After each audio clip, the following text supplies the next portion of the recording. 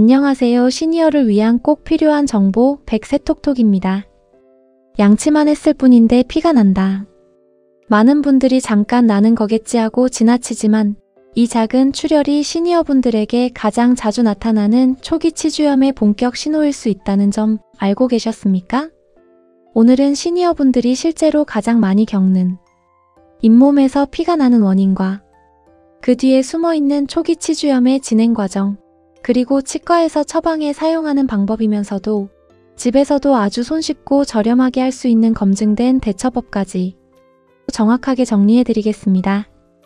특히 약국에서 단돈 5,000원에 쉽게 살 수 있으면서 치과에서도 오랫동안 임상 효과가 인정된 헥사메딘 사용법까지 알려드리니 오늘 내용 하나로 잇몸 관리의 기준이 달라질 겁니다. 그렇다면 한 가지 의문이 생기죠.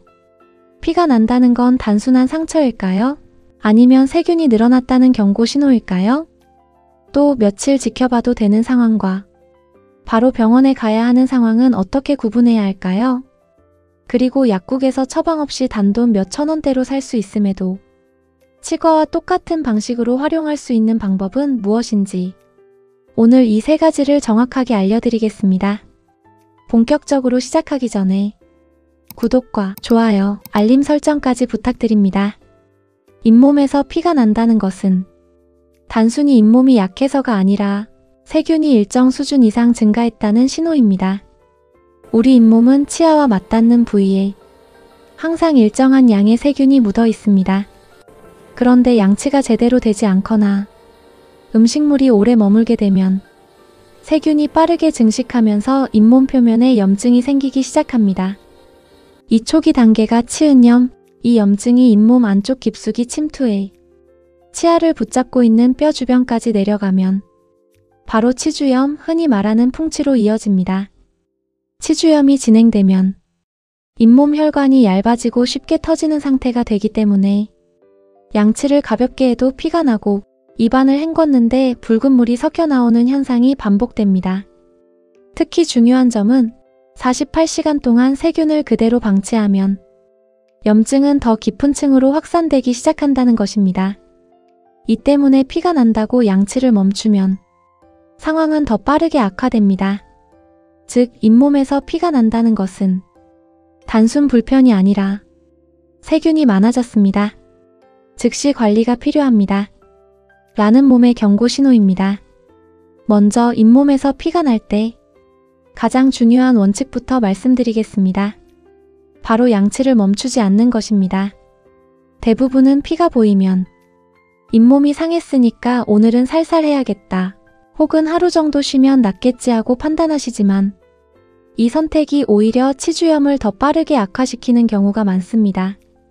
왜냐하면 잇몸에서 피가 난다는 건 세균이 이미 일정 수준 이상으로 늘어났다는 뜻이고, 이때 양치를 중단하면 그 세균이 48시간 안에 더 깊은 층으로 퍼져 염증이 훨씬 더 빠르게 진행되기 때문입니다. 따라서 피가 나더라도 음식물 찌꺼기와 세균을 먼저 걷어내야 합니다. 이때 중요한 것은 세게 문지르는 것이 아닙니다. 오히려 압력을 세게 주면 출혈은 더 심해지고 통증까지 생길 수 있습니다. 그래서 치과에서는 짧고 부드럽게 여러 번 닦는 방식을 권합니다. 3번 강하게 문지르는 것이 아니라 10번 가볍게 밀어내는 느낌으로 염증 부위를 안정적으로 청소해주는 것이죠. 그리고 양치 후 입안을 헹굴 때도 그냥 물만 사용하기보다 살균이 가능한 제품을 병행하면 훨씬 도움이 됩니다. 특히 치과에서 수술 후 소독에 사용하는 성분 중 일반인도 처방 없이 약국에서 쉽게 구입할 수 있는 제품이 있습니다. 바로 클로르헥시딘, 일반적으로 헥사메딘이라는 이름으로 판매되는 약재입니다. 이 약재는 수십 년 동안 치과에서 검증된 성분이고 무엇보다도 약국에서 단돈 5,000원에서 1만원 수준으로 아주 저렴하게 구매할 수 있다는 점이 큰 장점입니다. 집에서도 치과와 비슷한 방식으로 세균을 빠르게 줄여줄 수 있는 방법이라는 뜻입니다. 다만 이 약재는 효과가 강력한 만큼 사용기간이 매우 중요합니다. 이 부분은 뒤에서 별도로 자세히 설명드리겠습니다. 헥사메딘은 올바르게 사용하면 큰 도움이 되지만 잘못 사용하면 부작용이 생길 수 있는 약재이기 때문에 전문적인 기준을 반드시 지켜야 합니다. 이렇게 해서 집에서 가장 먼저 하셔야 할 조치는 크게 3가지입니다. 양치를 멈추지 않는 것, 아픈 부위는 가볍고 짧게 여러 번 닦는 것, 그리고 살균 기능이 있는 약재를 활용해 세균을 빠르게 줄여주는 것입니다. 이 3가지가 지켜지면 대부분의 초기 출혈은 안정적으로 관리가 가능합니다. 그렇다면 집에서 관리하면서 어느 시점까지 지켜보아도 되는지, 또 언제는 반드시 병원을 찾아야 하는지, 이 기준을 분명하게 정리해 드리겠습니다. 일단 양치할 때 한두 번 가볍게 피가 나는 정도라면 대부분은 일시적인 자극으로도 생길 수 있기 때문에 집에서 말씀드린 대로 관리해 보셔도 괜찮습니다. 하지만 이 출혈이 사흘에서 나흘 이상 계속된다면 그때는 단순한 자극이 아니라 염증이 이미 잇몸 깊숙이 자리 잡았다는 신호입니다. 특히 양치 후 입안을 헹구었는데 붉은 물이 계속 섞여 나온다거나 출혈이 점점 잦아지는 느낌이 있다면 더 이상은 집에서만 관리하기 어렵습니다. 또 하나 중요한 기준은 동반 증상입니다. 출혈과 함께 잇몸이 붓는다, 치실이 잘 들어가지 않을 만큼 주변이 단단하게 부어오른다, 혹은 칫솔질만 해도 찌릿한 통증이 반복된다면 이건 이미 염증이 잇몸 안쪽 깊은 층, 즉 치주 조직까지 내려갔다는 의심 신호입니다. 이 단계에서는 세균이 뼈 주변까지 영향을 주기 때문에 시간을 지체할수록 치아가 흔들리고 치주염이 급하게 진행될 수 있습니다. 특히 임플란트를 하신 분들은 출혈 기준을 더 엄격하게 보셔야 합니다.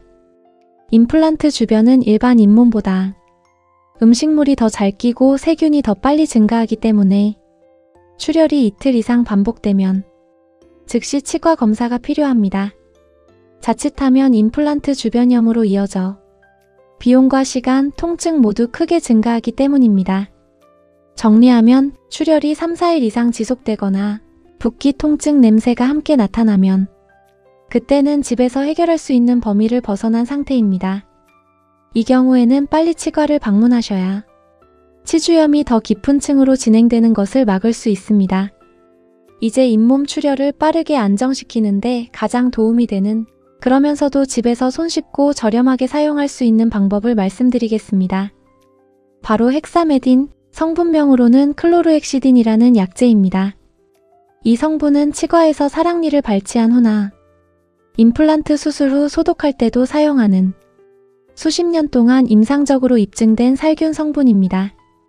무엇보다 중요한 장점은 약국에서 누구나 바로 구입할 수 있다는 것, 그리고 가격이 약 5,000원에서 10,000원대로 상당히 저렴하다는 점입니다. 즉, 치과에서 사용하는 방식 그대로를 집에서도 부담 없이 시행할 수 있다는 의미입니다. 이 약재의 특징은 입안에 한번 사용하면 그냥 씻겨나가는 것이 아니라 치아와 잇몸 표면에 얇게 붙어 서서히 살균 성분을 방출하면서 세균을 꾸준히 억제해준다는 점입니다.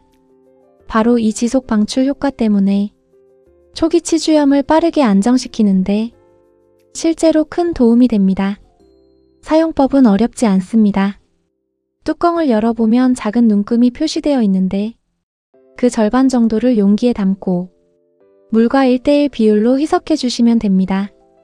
그 상태로 입안에 머금고 약 30초 정도 가글한 후 뱉어내면 일상적인 세균 관리는 충분히 가능합니다. 특정 부위에서 출혈이 더 심하거나 음식물이 잘 끼는 임플란트 주변처럼 국소 관리가 필요한 경우에는 칫솔이나 치간칫솔에 헥사메딘을 소량 묻혀 그 부위를 한 번 더 가볍게 닦아주시면 염증 완화에 더 분명한 효과를 보실 수 있습니다. 하지만 여기서 반드시 지켜야 할 원칙이 하나 있습니다. 헥사메딘은 효과가 강력한 약재이기 때문에 무조건 오래 쓰는 것이 좋지 않습니다. 오랫동안 사용하면 입안의 정상 세균까지 줄어들어 착색이나 미각 변화 같은 부작용이 생길 수 있습니다. 그래서 치과와 의학계에서는 이 약재를 연속 7일 이상 사용하지 않도록 명확하게 안내하고 있습니다. 즉, 증상이 심할 때만 딱 일주일 사용하고 그 이후에는 자연 회복과 칫솔질로 관리하는 것이 가장 안전하고 표준적인 방법입니다. 결론적으로 헥사메딘은 치과에서 쓰는 살균 방식을 집에서도 똑같이 적용할 수 있도록 만들어진 가성비 높은 약재입니다.